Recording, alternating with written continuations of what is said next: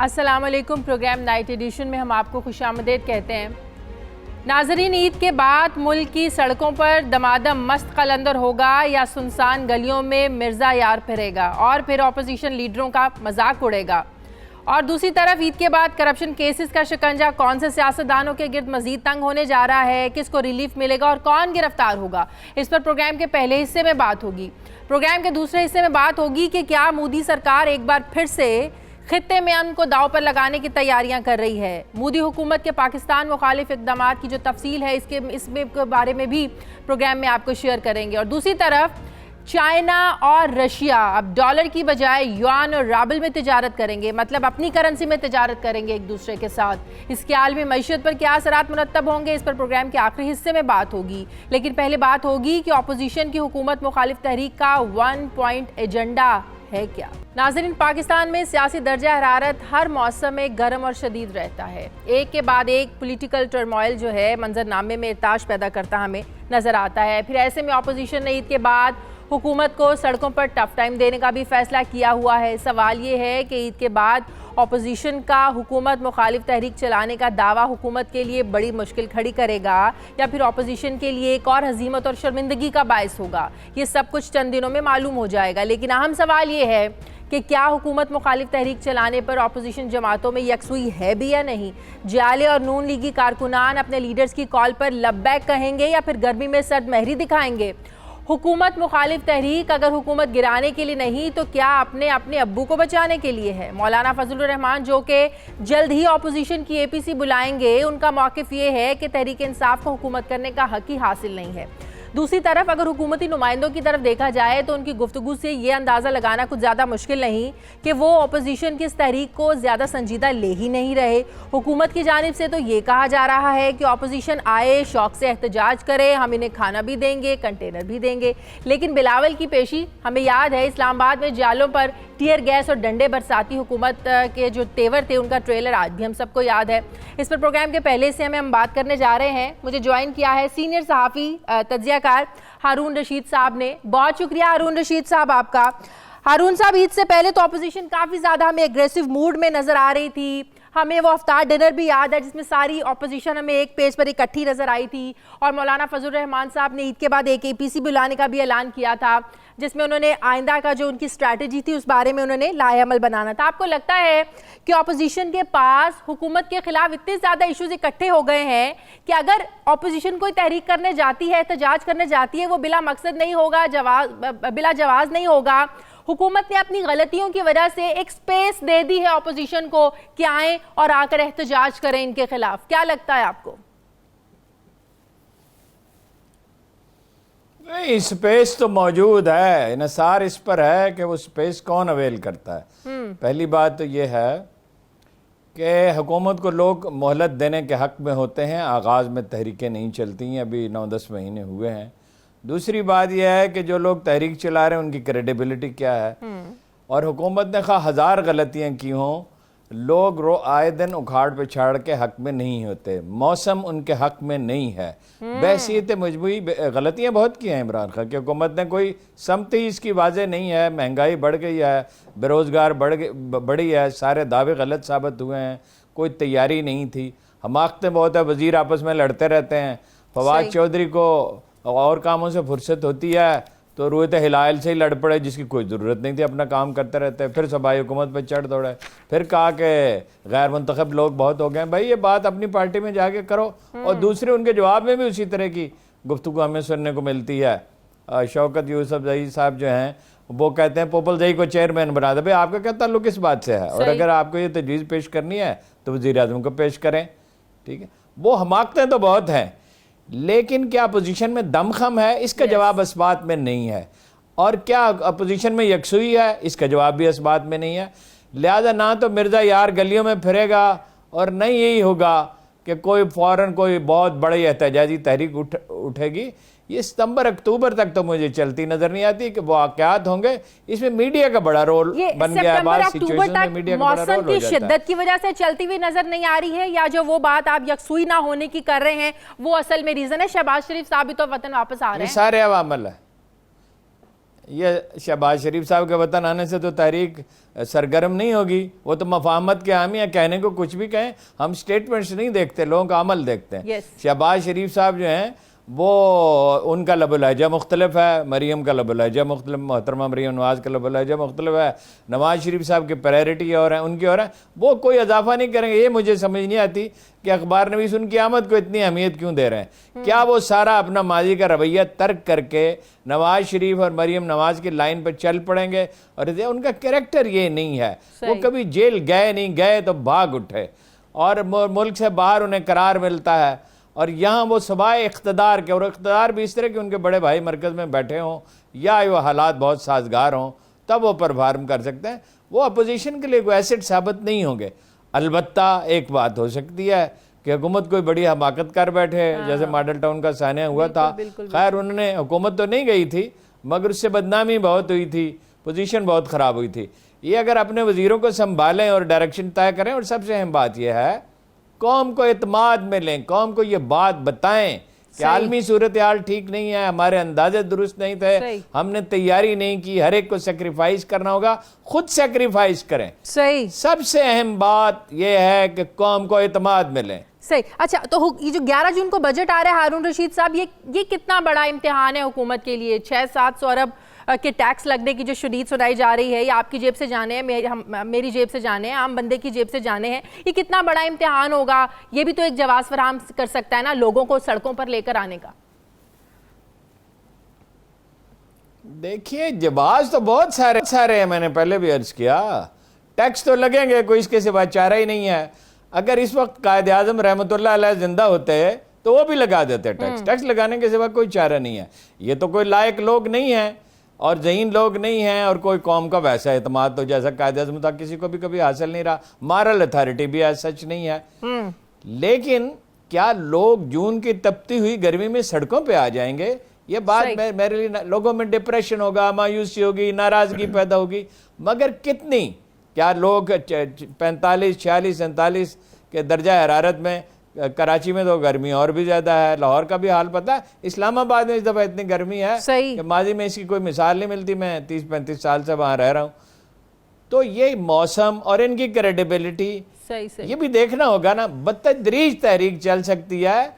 देखिए, हमने हर हुकूमत में देखा, अयूब खान के ख़िलाफ़, मैं उस वक्त उनके आखिरी ज़माने में जर्नलिज्म में था, याया खान का मामला तो खैर बिल्कुल ही अलग था, फौजी उठ खड़ी हुई, भुट्टो साहब के खिलाफ, ज़िया-उल-हक के खिलाफ, जब मुशर्रफ के खिलाफ जब लोग उकता जाते हैं, या तो तब तहरीक चलती है, 8-10 साल गुजर जाए। हमारे यहाँ कुछ माजी की तहरीकों में एस्टैब्लिशमें की भी बड़ी हिमायत जो है ना वो तहरीकों को हासिल रही है, लेकिन आज हालात कुछ मुख्तलिफ हैं। आज फौज के अंदर भी एहतसाब हो रहा है, सियासतदानों का भी एहतसाब हो रहा है, आज हालात मुख्तलिफ है। इस्टेब्लिशमेंट को क्या मिलेगा इनकी हमायत करके? इस्टेब्लिशमेंट ने जो कुछ कर डाला है उसके बाद उसका रिवर्स करेगी और इन्हें लेके आएगी। और इन पे भरोसा कितना है? नेशनल सिक्योरिटी के मामले में भी इन पे तो भरोसा नहीं है बात पे।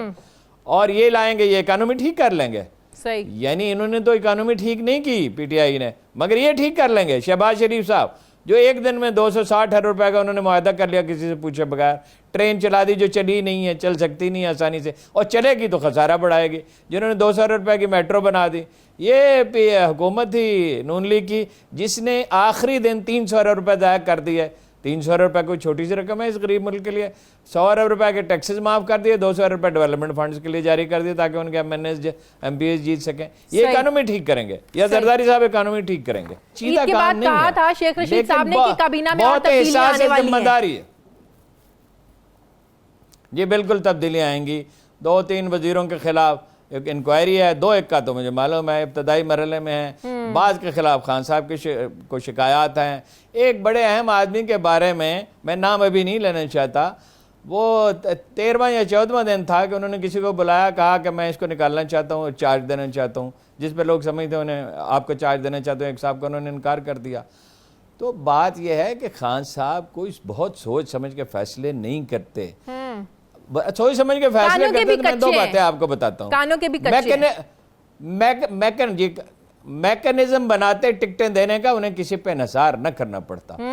और मैंने बार बार उनसे कहा तहरीक इंसाफ के लीडरों से कि अगर आप गन्ना पैदा करने वाली बेल्ट में चले जाएं तो 1 करोड़ 1.5 करोड़ बेचैन लोग आपके मुंतज़िर हैं, लेकिन वो कोई यकसुई, कोई कंसंट्रेशन, कोई मामला फहमी।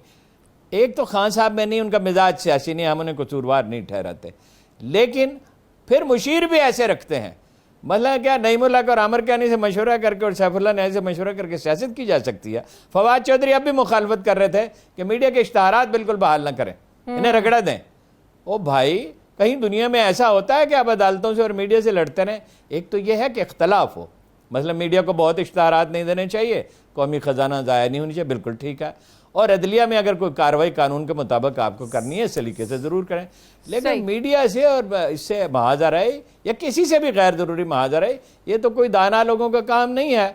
और ऐसे लोगों को मुशीर तो नहीं बनाना चाहिए। मुशीर तो उन्हें बनाना चाहिए जो सोच समझ के ठंडे दिल से राय दें, जहाँ खड़े होने का वक्त हो वहाँ खड़े हो, और जहाँ नरमी और लचक की ज़रूरत हो, सियासत तो नरमी और लचक से होती है। उसने कहा था, वो अपना निक्सन ने उससे कहा था, अपना गालिबन निक्सन ही थे, रेगन जब सदर बने, कि भागने का एक रास्ता देना चाहिए हरीफ को। अगर भागने का रास्ता नहीं दे, बिल्ली को ना दे तो वो पंजा मारेगी। तो ये सलीका इनके अंदर नहीं है। लेकिन बहरहाल अभी इन्हीं को भुगतना है, मुतबादल तो कोई है नहीं। मुतबादल जरदारी साहब हैं, वो लोग अंदाजा कर सकते हैं वो क्या करेंगे। और नवाज शरीफ साहब आ जाएं तो क्या करेंगे, फौज ही लड़ने बैठ जाएंगे। बिल्कुल सही, बिल्कुल सही। बहुत बहुत शुक्रिया हारून रशीद साहब हमारे साथ थे। नाज़रीन, मुझे प्रोग्राम ब्रेक लेनी है, वापस आते हैं एक छोटे से वक्फे के बाद।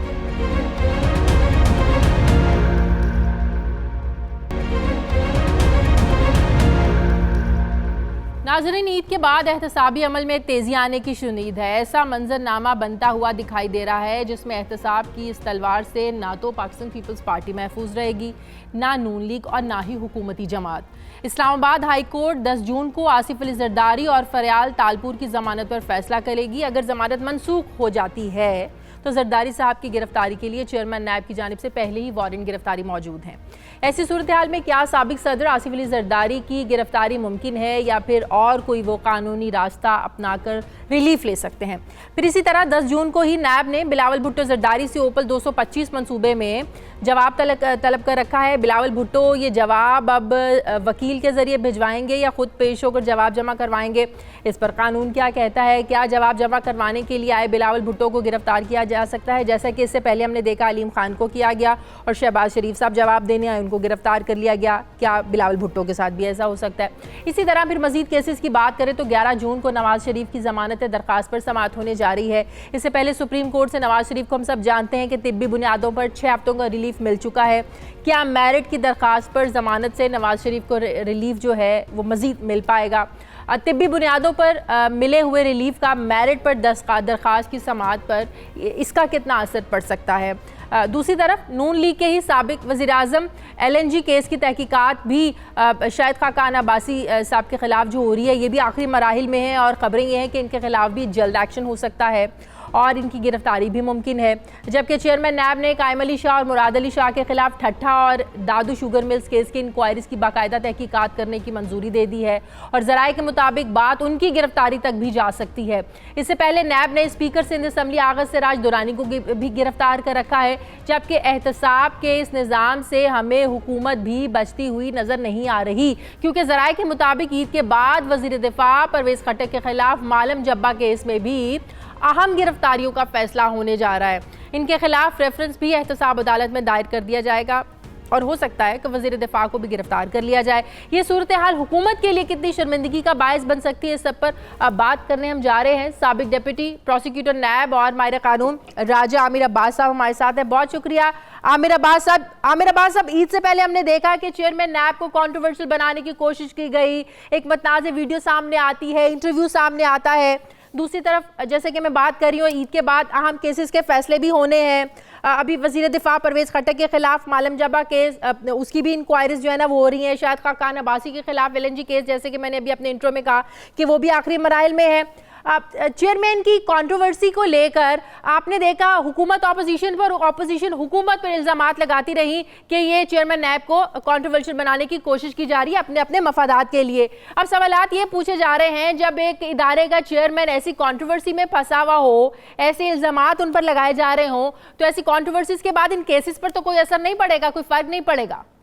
देखिए शाजिया, इसमें जो बात देखने की है, चाहे चेयरमैन नैब को कंट्रोवर्शियल बनाने की बात हो, चाहे आप ये जो ग्रैंड अलायंस की बात हो, चाहे मुल्क की एहतजाज की बात हो, पर्पस एक लग रहा है कि किसी भी तरीके से नैब को प्रेशराइज करना है, अदालतों पे प्रेशर डालना है, हुकूमत पे ये प्रेशर डालना है कि वो जो JIT बनी थी या जो हुकूमत के महकमों में रिकॉर्ड्स हैं, जैसे FPR है, स्टेट बैंक है, दीगर बैंक है, वो ना मिल सके। तो अल्टीमेट पर्पस ये लग रहा है कि केसेस की जो पेस है उसको स्लो किया जाए, गोज को केसेस चले जाएं, नैब उस अंदाज में अपनी इन्वेस्टिगेशन, और चेयरमैन नैब जो रेफरेंस फाइल करे उसमें वो उनकी रेफरेंस से ज्यादा अपने ऊपर लगाए गए इल्जामात पे हो, उसी समझी जो उनकी है हिकमत अमली के तहत की जा रही है, और जिसका अल्टीमेट मैं समझता हूं कि ना तो अदालतें प्रेशराइज में आएंगी, अच्छा,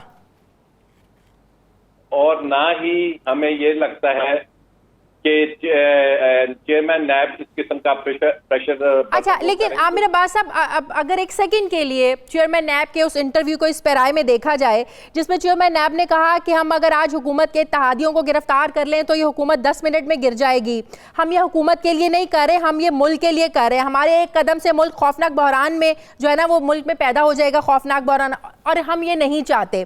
तो अगर ऐसा होता है, जो बात चेयरमैन नैब कर रहे हैं कि हम हुकूमत के लिए नहीं अपने मुल्क के मफाद के लिए कर रहे हैं, तो वो लोग जिनके खिलाफ केसेस की बात हो रही है, जो चेयरमैन नैब कर रहे हैं कि हम नहीं चाहते कि उनको पकड़ा जाए तो हुकूमत गिर जाएगी, उनको तो फिर आपको नहीं लगता एक कवर मिल जाएगा इस आड़ में? देखिए, ये जो चेयरमैन नैब का इंटरव्यू था अभी तक तो ऑथेंटिकेट नहीं हुआ है, चेयरमैन नैब ने इसको डिनाई किया है, और जावेद चौधरी साहब अगर वाकई ही कोई ऐसी बातें थी, उनके पास कोई ऐसा सबूत है कि चेयरमैन नैब ने ये बातें की हैं, तब तो वो इन चीजों को सामने लेके आए। अदरवाइज जब एक डिनाइल आ गया तो फिर हमें चेयरमैन नैब की बात को पे तस्लीम करना चाहिए कि उन्होंने कोई ऐसी बात या इस तरह ऐसी बात नहीं की चेयरमैन नैब ने। बहुत सी रिकॉर्ड बात हुई है, किसी के कमरे में बैठ के कोई बात हुई है, तो वो ये बातें जो होती हैं पब्लिक कंजम्पशन के लिए या ऑफिशियल स्टेटमेंट नहीं होती। अच्छा, तो इसको उस अंदाज में देखना पड़ेगा। अच्छा, एक आखिरी मेरा आपसे सवाल वो ये कि 6 हफ्तों का रिलीफ मिला नवाज शरीफ को, अब 11 जून को उनकी फिर जमानत दरखास्त पर समाअत होने जा रही है। जब आपको पहले रिलीफ मिल चुका हो तिब्बी बुनियादों पर, तो बाद में समाअत हो रही हो दोबारा उसी दरखास्त पर रिलीफ लेने के लिए, तो कितना इसमें बैलेंस रहता है? क्या कोई फ़र्क पड़ता है जब अदालत ये रिमार्क्स भी दे चुकी हो कि 6 हफ्तों का आपको रिलीफ मिला, उस 6 हफ्तों में हमने नहीं देखा कि आप एक दिन भी अस्पताल में रहे हो, आपने तो कोई एक टेस्ट भी नहीं करवाया, तो ऐसी सिचुएशन में ऐसे को देखते हुए फिर क्या होता है केसेस में? शाजिया, इसमें चाहे वो मियां नवाज शरीफ की बेल की दरखास्त हो या वो शहबाज शरीफ की हो, मियां साहब की दरखास्त को यही इस्लामाबाद की अदालत ऑलरेडी रिजेक्ट कर चुकी है इन्हीं मेडिकल ग्राउंड्स पे। हाँ। और सुप्रीम कोर्ट में जब वो ग्राउंड्स आए थे तो सुप्रीम कोर्ट ने भी जमानत नहीं दी। तो मैं समझता हूं मियां साहब की जमानत इस्लामाबाद हाई कोर्ट में बड़ी मुश्किल होगी। और शहबाज शरीफ साहब भी ये जो आ रहे हैं आजकल में, ये बजट सेशन अटेंड करने आ रहे हैं और उनके इल्म में है कि वो अभी तक जमानत पे हैं, और उनके ECL पे जो दरखास्त जिसमें नैब ने लगाई है कि इनका नाम ECL पे डाला जाए, वो भी पेंडिंग है। तो अगर नैब एक काम करती है कि कल ही अदालतें जब खुलती हैं एक दरखास्त देती है कि शहबाज शरीफ साहब पाकिस्तान आ रहे हैं, हमने दरखास्त लगाई है कि जब तक वो दरखास्त पे मुकम्मल फैसला नहीं आता शहबाज शरीफ साहब को वापस जाने से रोका जाए, तो तब शहबाज शरीफ के और जो दीगर केसेस हैं उनकी इंक्वायरी भी है, तो तब जाके शहबाज शरीफ साहब पे प्रेशर होगा। और अगर नैब कुछ नहीं करेगी तो फिर शहबाज शरीफ साहब गालिबन 2-4 रोज ये बजट सेशन अटेंड करके वापस जा सकते हैं। बिल्कुल। अच्छा, एक और सवाल, 10 जून को जरदारी साहब की अगर जमानत जो है वो मनसूख हो जाती है, आप जानते हैं चेयरमैन नैब ने उनकी गिरफ्तारी के ऑर्डर्स पहले ही दे रखे हैं, तो उनके पास कोई कानूनी रास्ता है, कोई ऑप्शन है, दूसरा ऑप्शन रिलीफ लेने का जरदारी साहब के पास? देखिए, जब जमानत की दरखास्त का फैसला होता है प्री अरेस्ट बेल का, हाँ। तो उस वक्त जरदारी साहब अदालत में मौजूद होंगे। इन केस वो रिजेक्ट हो जाती है तो उन्हें वहीं कमरा अदालत अहाता अदालत से अरेस्ट कर लिया जाएगा। अच्छा। उसके बाद उनका जुडिशियल रिमांड होगा 14 रोज का, फिर मजीद हासिल किया जाएगा और उस रिमांड के बाद, जिस्मानी रिमांड के बाद वो फिर बेल की दरखास्त लगा सकते हैं। तो ये काफी टाइम ले जाएगा, तो जल्द उन्हें जमानत मिलने के कोई इम्कान नहीं मतलब फौरी रिलीफ का कोई इम्कान नहीं है। बहुत शुक्रिया राजा आमिर अब्बास साहब, बहुत शुक्रिया आपका। नाज़रीन, मुझे प्रोग्राम में एक ब्रेक लेनी है। ब्रेक के बाद जब वापस आएंगे तो बात करेंगे कि बीजेपी की हुकूमत ने आते साथ ही पाकिस्तान मुखालिफ इक़दामात शुरू कर दिए हैं। क्या भारत खित्ते में अमन को एक बार फिर से दांव पर लगाने की तैयारी कर रहा है? एक छोटे से वक्फे के बाद।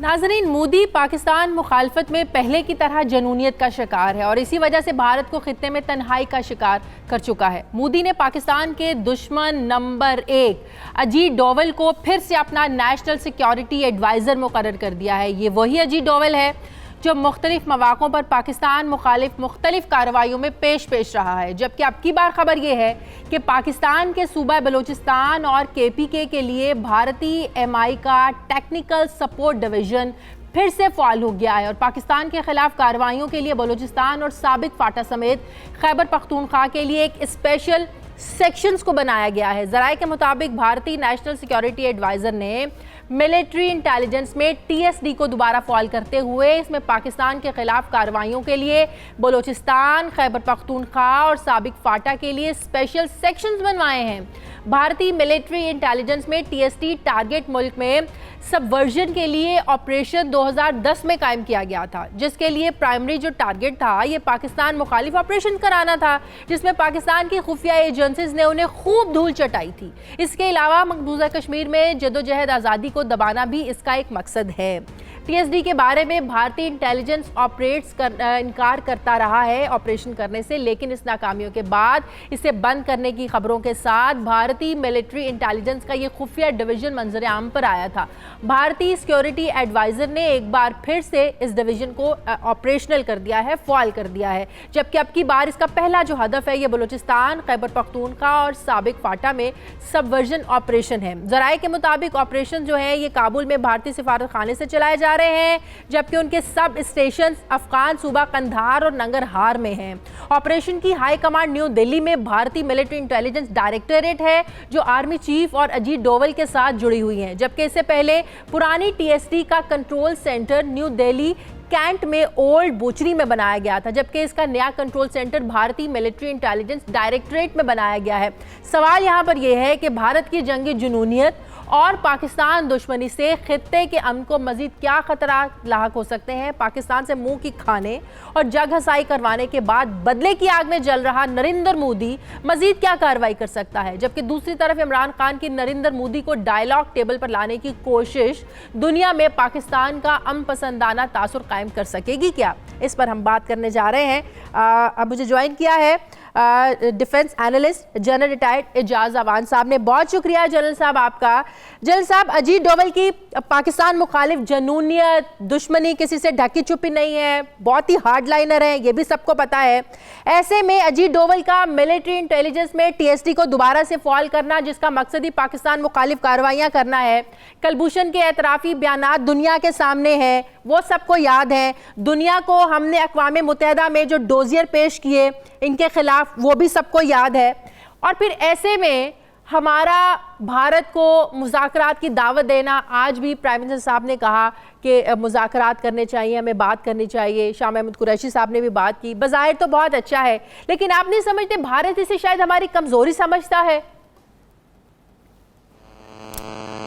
जी Shadiya, thank you very much. देखिए, एक बात तो हमें ये जहन पे रखनी है कि नरेंद्र मोदी जिस इलेक्टोरल रेटरिक पे इलेक्शन लेके आए हैं, जिस नैरेटिव के ऊपर वो इतनी बड़ी कामयाबी लेकर आए हैं, वो है पाकिस्तान दुश्मनी का नैरेटिव, वो है जो माइनॉरिटीज हैं उनको सप्रेस करने का नैरेटिव है। जो इंडियन ऑक्यूपाइड कश्मीर में जो आजादी की मूवमेंट है उसको एक्सटर्नलाइज करके उसको दहशतगर्दी करार देना, तो इस नैरेटिव के साथ वो बड़ी सारी एक्सपीरियंस के साथ इंतखाब जीत के आए हैं। तो मैं नहीं समझता कि वो पाकिस्तान की तरफ दोस्ती का हाथ बढ़ाएंगे या फौरी तौर पर इतने भारी मैंडेट को नेगेट करते हुए पॉलिसी शिफ्ट करेंगे। हमें अपना हाउस इन ऑर्डर करना है और हमें अपने ऑपरेशनल प्लान इंटेलिजेंस के, काउंटर इंटेलिजेंस के और मिलिट्री ऑपरेशन को डस्ट ऑफ करके उनको ऑपरेशनलाइज करना है और हर तरह की जारहियत के लिए अपने आप को तैयार करना है। अजीब डोभाल जिसकी खासियत ही पाकिस्तान में है, जिसकी जीन्स में एंटी मुस्लिम और एंटी कश्मीर और एंटी पाकिस्तान नफरत की जीन्स में मौजूद है, तो वो जो भी प्लान करेगा वो एंटी पाकिस्तान प्लान करेगा।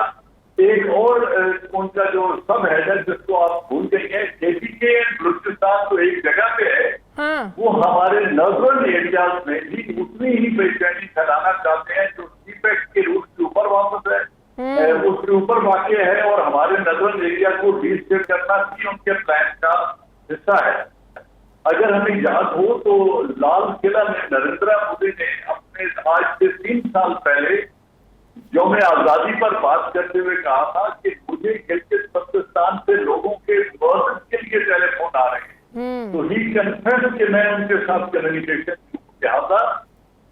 अफगानिस्तान में बैठ के इंस्टेबिलिटी क्रिएट करना बलूचिस्तान में, यही बात मैं आपसे करना चाह रही थी कि सबसे अहम बात ये कि ये ऑपरेशंस काबुल में भारतीय सिफारत खाने से चलाए जा रहे हैं, जबकि इनके सब स्टेशन अफगान सूबे कंधार नंगरहार में है। मतलब ये हुआ कि अफगानिस्तान की ज़मीन इस्तेमाल हो रही है हमारे खिलाफ।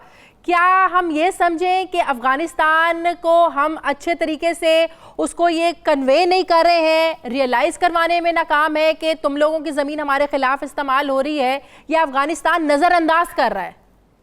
अफगानिस्तान पपेट है CIA का। अगर उनकी आर्म फोर्सेस को सस्टेन करने के लिए $2 बिलियन एनुअली अमेरिका दे रहा है, उनकी फौज की तनख्वाहें और रशियन अमेरिकन पैसे से चल रहा है, और अशरफ गनी की हुकूमत सिर्फ CIA और अमेरिका की कुछ पनाही से चल रही है, तो मैं उसको किसी भी एतबार से एक इंडिपेंडेंट गवर्नमेंट तस्वर नहीं करता। वो पपेट हैं और वो वही कुछ करेंगे जो CIA, NDS और रॉ मिलकर करेगी, और इन तीनों का एजेंडा एंटी पाकिस्तान है। CIA जो चाइना का बढ़ता हुआ इकोनॉमिक इंफ्लुएंस है through Afghanistan to world Eurasia, उसको स्कटल करना चाहता है।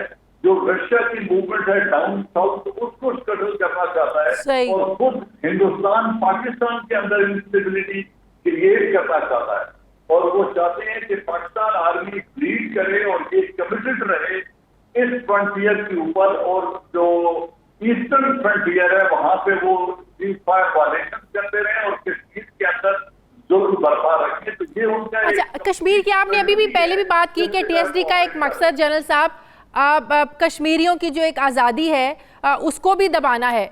तो फिर हमारे प्राइम मिनिस्टर साहब ने अभी कुछ हफ्ते पहले, 1 महीना 2 महीने पहले जो ये बात की थी इंडियन इलेक्शन से पहले कि अगर मोदी वज़ीर आज़म बनते हैं तो इंडिया से कश्मीर के मामले पर बात करना आसान होगी, बात हो सकती है।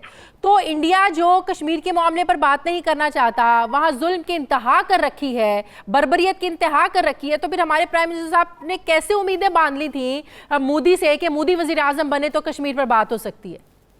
जी मैं समझता हूँ उसकी एक वजह यह है कि एक मजबूत हुकूमत हिंदुस्तान की जिसको हिंदू मेजोरिटी की बैकिंग हासिल हो, वो कोई बड़ा फैसला करने की सलाहियत रखती है। कमजोर हुकूमत या कोalition की हुकूमत कोई बड़ा डिसीजन करने की सलाहियत नहीं रखती। यहाँ तक तो ये बात जहन में आती है कि अगर वो एक्सपेक्ट करते हैं कि नरेंद्र मोदी जो स्टेटेड स्टैंड है इंडिया का, इंडियन ऑक्यूपाइड कश्मीर के बारे, अगर उसमें कोई तब्दीली लाना चाहें तो इतनी मजबूत हुकूमत है कि वो उसमें तब्दीली ला सकती है।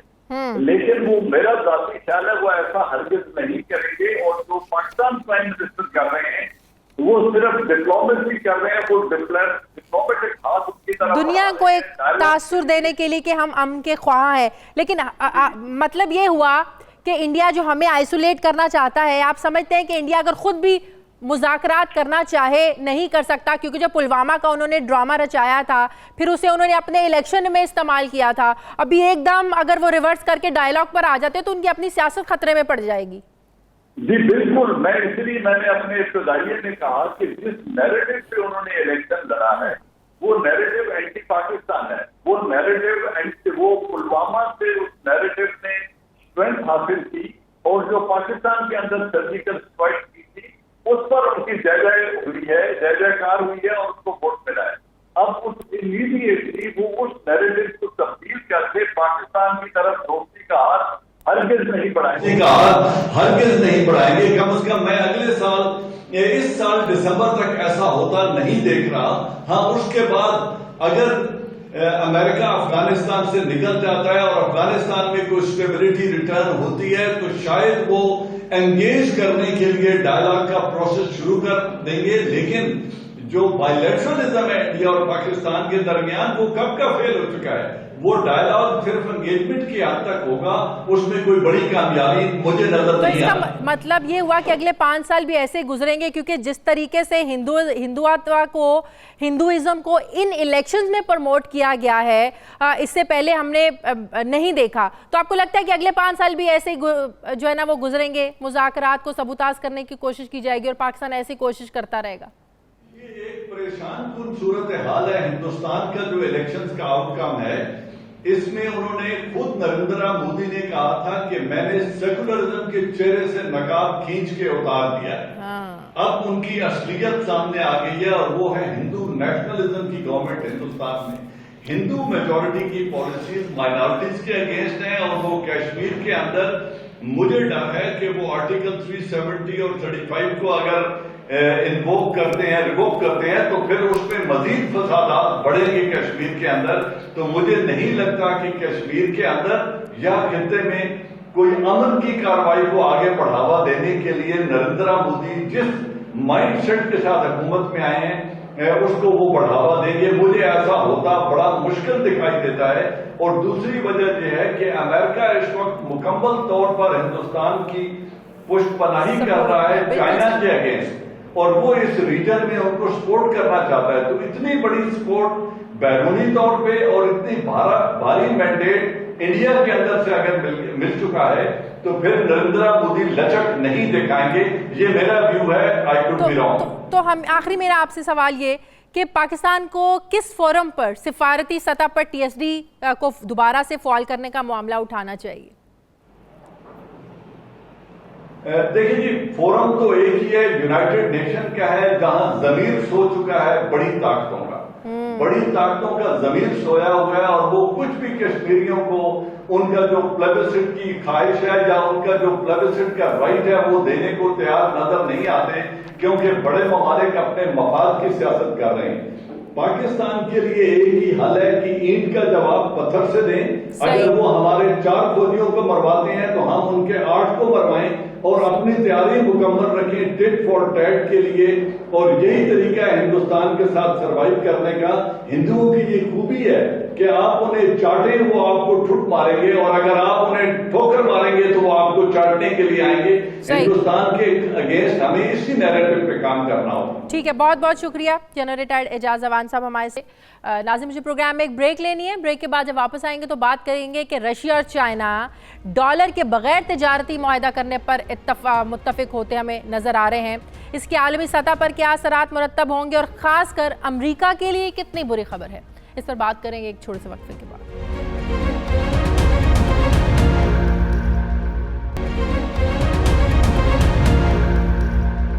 नाजरीन, रशिया और चाइना अब डॉलर में तिजारत नहीं करेंगे क्योंकि अमेरिका डॉलर को सियासी दबाव के लिए इस्तेमाल करता है। ये अल्फाज थे रूसी सदर व्लादिमीर पुतिन के जब सेंट पीटर्सबर्ग में वो चीनी सदर के साथ प्रेस कॉन्फ्रेंस कर रहे थे। दोनों ममालिक के दरमियान इससे पहले भी डॉलर के ऊपर अपनी डिपेंडेंस को ख़त्म करने के बारे में कई बार बातचीत हो भी चुकी है। रशिया और चाइना अब ये चाहते हैं कि वो युआन और रबल में तिजारत करें, जो कि रशिया और चाइना की अपनी करेंसी है। मुआशी माहिरीन के मुताबिक अमेरिका इस वक्त दुनिया की सबसे मजबूत मईशत है क्योंकि दुनिया भर के ममालिक के जो रिजर्व्स हैं ये डॉलर्स में शुमार किए जाते हैं। आलमी मार्केट में डॉलर का असर रसूख ख़त्म करने के लिए सबसे पहले डॉलर के इस्तेमाल में कमी लाना होगी। इससे पहले इस्लामी दुनिया के कई ममालिक ने भी डॉलर में तिजारत करने से इनकार किया था, जिनमें इराक और लिबिया शामिल है। लेकिन फिर इसके बाद इराकी सदर सद्दाम हुसैन और लिबिया के सदर कर्नल कज़ाफ़ी के साथ जो कुछ हुआ वो सबके सामने है। अमेरिका और सऊदी अरब के दरमियान पेट्रो डॉलर मुआहदा भी मौजूद है, जो कि 1974 में उस वक्त हुआ था जब शाह सलमान ने अमेरिका को डॉलर के बदले तेल की तिजारत करने से इनकार कर दिया था, क्योंकि दुनिया में सबसे ज़्यादा जो तिजारत है ये तेल की होती है।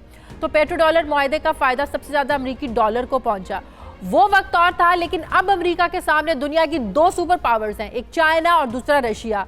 इन दोनों से अमेरिका कैसे निपटेगा? क्या इन दोनों ममालिक के पास मकामी करेंसी में तिजारत करने का ऑल्टरनेटिव सिस्टम मौजूद है? अमेरिका इसको कैसे लेगा, इस सिचुएशन को? इस पर बात करेंगे। इकोनॉमिस्ट माहिर मौशद जफर मोतीवाला साहब हमेशा मौजूद है। बहुत शुक्रिया जफर साहब। रशिया और चाइना डॉलर की बजाय अब जो अपनी करेंसियों में तिजारत करना चाहते हैं, मुआहदा भी हो गया है, अमेरिका के लिए कितनी बैड न्यूज़ है ये? देखिए शाजिया, पहले तो मैं ये क्लियर कर दूं कि जो पेट्रो डॉलर का सऊदीया से था उसमें शाह सलमान ने शाह फैसल का रोल था, जिन्होंने कहा था कि हाँ जी, और उसके बाद शाह फैसल को कत्ल कर दिया गया उनके ही शहजादों से, उनके ही कजन के बच्चों से। आपने अपने प्रोग्राम के स्टार्ट में ही कह दिया था कि सद्दाम हुसैन ने भी यही ट्राई की और कदाफी साहब ने भी यही ट्राई की, और उनका क्या हशर हुआ वो दुनिया के पास है। अब ये है कि रूबल और युआन में ट्रेड करने से ये होगा कि दुनिया अब दूसरी एक करेंसी देखेगी जो डॉलर के बरक्स हो, जो दुनिया को दूसरे तरफ लेकर जाए। अमेरिका इसलिए बहुत खौफजदा है कि अगर इस तरह का कोई सिस्टम शुरू हुआ तो अमेरिका के जो डॉलर रिजर्व हैं उसके पीछे कोई गोल्ड के जखायर नहीं है। वो अपनी करेंसी पर इतना इतमार और इतना पावर रखता है कि वो ये कहते हैं कि भाई हमें कोई पीछे रिजर्व रखने की जरूरत नहीं, हमारी इकोनॉमी इतनी स्ट्रांग है। अब जब ये रूबल और ये अपना युआन में काम शुरू होगा तो ये देरीन ख्वाहिश आज की नहीं है, ये तकरीबन 70-80 साल हो गए जब 1917 में रशिया में कम्युनिस्ट आ गए थे और 48 में चाइना में आ गए थे, तो वहां से इनके डिस्कशन हो रहे। लेकिन उस टाइम इनके जो नजरियात थे कम्युनिज्म के और सोशलिज्म के वो थोड़े डिफरेंट थे, और रशिया में तो खूनी नहीं था लेकिन चाइना में वो खूनी लेवल का पहुंचा हुआ था, तो उसकी वजह से ये ई कॉमर्स और इकोनॉमी के ऊपर ज्यादा नजर। लेकिन अब इस सिचुएशन में अब अगर डॉलर के खिलाफ मुहाज खुल जाता है और ममालिक भी चाइना और रशिया के साथ शामिल हो जाते हैं, तो क्या डॉलर का डाउनफॉल शुरू हो सकता है? और फिर इस अमेरिका के पास कोई काउंटर स्ट्रैटेजी है? काउंटर स्ट्रेटजी नहीं है, बिल्कुल डाउनफॉल शुरू हो सकता है। उसके लिए अमेरिका कुछ भी कर सकता है, दूसरी वॉर्स भी करा सकता है। लीबिया में जब कदाफी ने ये शुरू करने की कोशिश की तो उसने अपनी करेंसी की जगह एक अफ्रीकन करेंसी के Africa as a continent currency एक बनाए जिसमें वो ट्रेड करे। तो इस तरह की बातें कई और जगह से भी उठ सकती हैं, लेकिन अरब वर्ल्ड जो है वो अभी भी डॉलर पर इन्हिसार करेगा। जो साउथ एशिया है, पाकिस्तान, इंडिया, वो इन्हिसार करेगा। तो चाइना और रशिया की जो ट्रेड है उस पर नजर होगी कि वो कितने बिलियन डॉलर का डैमेज अमेरिका को करती है। तो अमेरिका दुनिया की मैशियत पर इसका कोई असर होगा फिर, अगर आपस में बिल्कुल होगा। इसका दुनिया पर यह असर होगा कि दुनिया शाजिया दुनिया पर यह एक नया एक्सपेरिमेंट आएगा, एक नया टेस्ट होगा जिसका रिजल्ट ये देख सकते हैं कि आप इसको इकोनॉमी के ऊपर ही ना देखें, इसको आप ये भी देखें कि ये कोई खून खराबे के लेवल पर भी जा सकता है। अगर साउथ अमेरिका भी इसमें मिल गया, अगर वेनेजुएला मिल गया, अगर इसमें क्यूबा मिल गया, अगर इसमें वो जो लेफ्ट के तरफ कंट्रीज हैं, इक्वाडोर है, सल्वाडोर है, मैंने आपको नाम अभी वेनेजुएला, ये अगर मुल्क जाएंगे तो फिर हम देखेंगे कि नया दुनिया का एक नया फोर्थ वर्ल्ड ऑर्डर निकलेगा, जो ये हो सकता है कि अमेरिका की जो सुप्रीमेसी है उसको चैलेंज करे। सही। अमेरिकी थिंक टैंक्स तो इस वक्त बहुत ज़्यादा जो है वो परेशान है, वो इस बारे में आपको क्या लगता है, उनकी क्या स्ट्रैटेजी हो सकती है इसको काउंटर करने के लिए? देखिए, एक अमेरिका में थिंक टैंक जो है वो सोशलिज्म, कम्युनिज्म, दुनिया से मोहब्बत करने की बात करता है। न्यूयॉर्क चॉम्स्की है, उसमें लेफ्टिस्ट के लोग हैं। अपना जो थर्ड ऑप्शन जो आपने देखा था रिपब्लिकन, और अपना जो ये जो है दूसरे अपना कंजर्वेटिज्म वाले, उनसे डिफरेंस जो है तो उसके उनको देखते हुए वो परसेंटेज बहुत कम है। जो मेन थिंक टैंक है वो तो अभी इस पर पूरा वर्क कर रहा है, आज से नहीं, उन्होंने ये परसीव कर लिया है आज से 15 साल पहले 20 साल पहले कि ऐसा कुछ हो सकता है। तो वहां पर जो परेशानी शुरू हो रही है, वहां पर जो बातें शुरू हो रही हैं, वो तो ऐसी बातें हैं कि अगर कोई मुल्क इनका साथ नहीं देगा तो उसको बॉम्ब भी किया जाए, उसको तबाह भी किया जाए। ठीक है, बहुत बहुत शुक्रिया जफर मोतीवाला साहब हमारे नाज़रीन। प्रोग्राम का वक्त खत्म हो गया। प्रोग्राम के लिए फीडबैक ज़रूर दीजिएगा। आपसे मुलाकात होगी कल। अपना ख्याल रखिएगा। अल्लाह हाफिज़।